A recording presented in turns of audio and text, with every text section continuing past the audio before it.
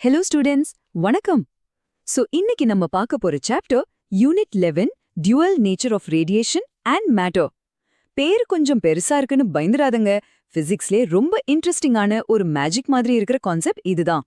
உங்க எக்ஸாம்ஸ்க்கு என்ன தேவையோ அதை மட்டும் ஃபோக்கஸ் பண்ணி ரொம்ப சிம்பிளா கிளியரா பார்க்கலாம். ஓகே, ஃபர்ஸ்ட் உங்களுக்கு ஒரு கேள்வி. நீங்க பீச்சுக்கு போறீங்கன்னு வெச்சுக்கோங்க. ரொம்ப வீக்கான யூவி லைட்ல கொஞ்ச நேரம் நின்னாலே ஸ்கின்ல சன்பர்ன் வந்துரும். ஆனா ரொம்ப பிரைட்டான பவர்ஃபுல் ரெட் லைட்ல எவ்ளோ நேரம் நின்னாலும் ஒண்ணுமே ஆகுறதில்ல. ஏன்? கிளாசிக்கல் பிசிக்ஸ், அதாவது நம்ம பழைய பிசிக்ஸால இதுக்கு பதில் சொல்ல முடியல. ஏதோ ஒரு பெரிய மிஸ்ட்ரி இருக்கு. வாங்க அதை சால்வ் பண்ணலாம். சரி, இந்த ஆச்சரியமான பசில்குள்ள நம்ம இப்போ உள்ள போக போறோம். லைட்டோட இந்த பிஹேவியர் பல வருஷமா சயின்டிஸ்ட ரொம்பவே குழப்பிச்சு. அது என்னன்னு பாப்போம். நம்ம வேவ் தியரி படி பார்த்தா ஒரு அலையோட எனர்ஜி அதோட ஆம்ப்ளிடியூட், அதாவது அதோட பிரைட்னஸ் இல்லனா இன்டென்சிட்டி பொறுத்து தான் இருக்கணும். அப்படின்னா பிரைட்டான ரெட் லைட் தான் ஜாஸ்தி எனர்ஜியோட இருக்கணும், கரெக்டா? ஆனா எக்ஸ்பெரிமெண்ட்ஸ் பண்ணப்போ ரிசல்ட்ஸ் தலைகீழ வந்துச்சு. இவ்ளோ காலமா நம்பிட்டு இருந்த அந்த வேவ் தியரி ஆஃப் லைட் இந்த ஒரு சிம்பிள் எக்ஸ்பெரிமெண்ட் கூட எக்ஸ்பிளைன் பண்ண முடியாம ஒரு பெரிய ஃபெயிலியரை சந்திச்சுது.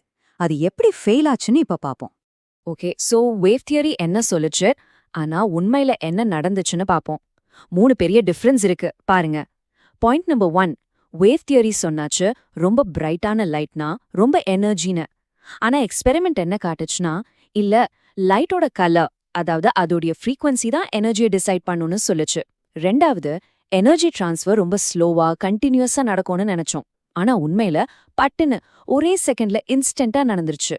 அண்ட் ஃபைனலி, 3வது பாயிண்ட், தியரி சொன்னாச்சு எந்த கலர் லைட்டா வேணாலும் ரொம்ப பிரைட்டா போட்டா வேலை செய்யும்னு. பட் ரியாலிட்டி, ஒரு மினிமம் த்ரெஷோல்ட் ஃப்ரீக்வன்சின்னு ஒன்று இருக்கு. அதுக்கு கீழே எவ்வளவுதான் பிரைட்டா இருந்தாலும் நோ யூஸ்னு ப்ரூவ் ஆயிடுச்சு. இந்த பெரிய பசிலுக்கு சொல்யூஷன் கொடுத்தவர் யாரு தெரியுமா? நம்ம ஆல்பர்ட் ஐன்ஸ்டைன் தான். அவரோட இந்த ரெவல்யூஷனரி ஐடியா மாடர்ன் பிசிக்ஸோட கதவை திறந்து வச்சிடுது. அது என்ன ஐடியா? இது புரிஞ்சுக்கிறதுக்கு ஐன்ஸ்டைன் ஒரு சூப்பர் அனாலஜி சொன்னார். லைட்டும் மேட்டரும் ஒரு ஆக்டர் மாதிரின்னு சொன்னார். ஒரு படத்துல காமெடி பண்ணுவார், இன்னொரு படத்துல ஆக்ஷன் பண்ணுவார். ஆக்டர் ஒரே ஆள்தான், ஆனா நம்ம என்ன படத்தை பாக்குறோமோ அதை பொறுத்து அவர் கேரக்டர் மாறும். அதே மாதிரி தான் லைட்டும். ஐன்ஸ்டைன் சொன்ன அந்த ஐடியா தான் இந்த ஃபோட்டான்.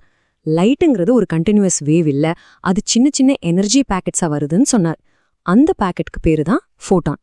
ரொம்ப முக்கியமான விஷயம் என்னன்னா, ஒரு ஃபோட்டானோட எனர்ஜி அதோடைய ஃப்ரீக்வன்சி, யானி கலரை மட்டும்தான் டிபெண்ட் பண்ணியிருக்கு, அதோடைய பிரைட்னஸ் அல்ல. இதுதான் அந்த கோல்டன் ஃபார்முலா. இதை மறக்கவே கூடாது. E=hν. உங்க எக்ஸாம்க்கு இது ரொம்ப ரொம்ப முக்கியம். இங்கே ஈனா எனர்ஜி, ஹெச்னா பிளாங்க்ஸ் கான்ஸ்டன்ட், அப்புறம் நியூ, அதை நியூன்னு சொல்லணும், அதுதான் ஃப்ரீக்வன்சி.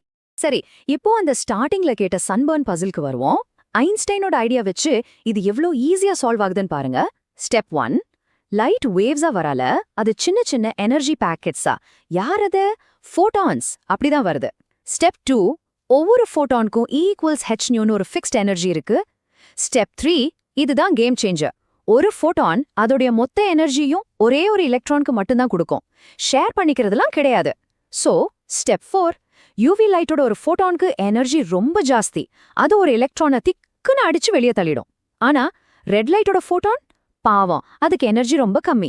அதனால 100 ரெட் ஃபோட்டான்ஸ் ஒன்னா வந்தா கூட ஒரு எலக்ட்ரான் அசைக்க கூட முடியாது. பசில் சால்வ்ட், அவ்வளோதான் விஷயம். ஆனா வெயிட், இந்த டியூவல் நேச்சர், அதாவது வேவ் அண்ட் பார்ட்டிகிளா இருக்கிற இந்த தன்மை லைட்டுக்கு மட்டும் உள்ள விஷயம்னு நினைச்சிடாதீங்க. இது இந்த யூனிவர்ஸோடைய ஒரு அடிப்படை விஷயம், ஒரு ஃபண்டமெண்டல் ரூல். இப்போ டி ப்ராக்லின்னு ஒரு சயின்டிஸ்ட் ஒரு ஆச்சரியமான கேள்வி கேட்டார். ஹே, லைட் ஒரு வேவா இருந்துகிட்டே பார்ட்டிகிள் மாதிரி பிஹேவ் பண்ணுதுன்னா, அப்போ ஒரு பார்ட்டிகிளா இருக்கிற எலக்ட்ரான் ஏன் ஒரு வேவ் மாதிரி பிஹேவ் பண்ணக்கூடாது? What a brilliant symmetrical question இல்லையா? அந்த கேள்விக்கு பதில்தான் இந்த டி ப்ரோக்லி வேவ்லென்த். ஆமாம், ஒவ்வொரு மூவிங் பார்ட்டிகிள்க்கும் அதுக்குன்னு ஒரு வேவ் அசோசியேட்டடா இருக்கு. அதோடைய வேவ்லென்த் ஃபார்முலா தான் λ=h/p. இங்க pனா மொமெண்டம், அதாவது ஒரு பார்ட்டிகிள் எவ்ளோ வேகமா போகுதோ அதோட வேவ்லென்த் அவ்வளோ சின்னதா இருக்கும். ஃபார் எக்ஸாம்பிள், நம்ம ஒரு சின்ன கணக்கு போட்டு ஒரு எலக்ட்ரானோட டி ப்ராக்லி வேவ்லென்த்தை கண்டுபிடிச்சா அது சுமாரா 0.73 நானோமீட்டர்ஸ்னு வருது. இதோட சிக்னிஃபிகன்ஸ் என்ன தெரியுமா? இந்த அளவு ஒரு ஆட்டமோட சைஸ்க்கு ரொம்ப பக்கத்துல இருக்கு. இதுதான் எலக்ட்ரான் மைக்ரோஸ்கோப் மாதிரி டெக்னாலஜிஸ்க்கு அடிப்படை. ஆச்சரியமா இருக்குல்ல? சரி, இப்ப வரைக்கும் பார்த்தத வச்சு எக்ஸாம் பாயிண்ட் ஆஃப் வியூல என்னென்னலாம் ஞாபகம் வச்சுக்கணும்னு ஒரு குயிக் ரீகேப் பண்ணிடலாம். நிறைய ஸ்டூடெண்ட்ஸ் செய்யற காமன் மிஸ்டேக்ஸையும் கிளியர் பண்ணிக்கலாம் வாங்க. இங்க தான் நிறைய பேரை தப்பு பண்றாங்க. லைட் ஒன்னா வேவா இருக்கும் இல்ல பார்ட்டிகலா இருக்கும்னு நினைக்கிறாங்க.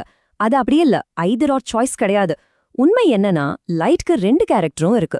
நம்ம என்ன எக்ஸ்பெரிமெண்ட் பண்றோமோ அது பொறுத்து அது அந்த கேரக்டரை வெளியே காட்டும். இதுக்கு பேர் தான் complementarity. So light is both a wave and a particle. இதுல கன்ஃபியூஸ் ஆகி மார்க்ஸை லூஸ் பண்ணிடாதீங்க. ஸோ ஃபைனலா இந்த கீ பாயிண்ட்ஸை மட்டும் எப்பவுமே ஞாபகம் வச்சுக்கோங்க.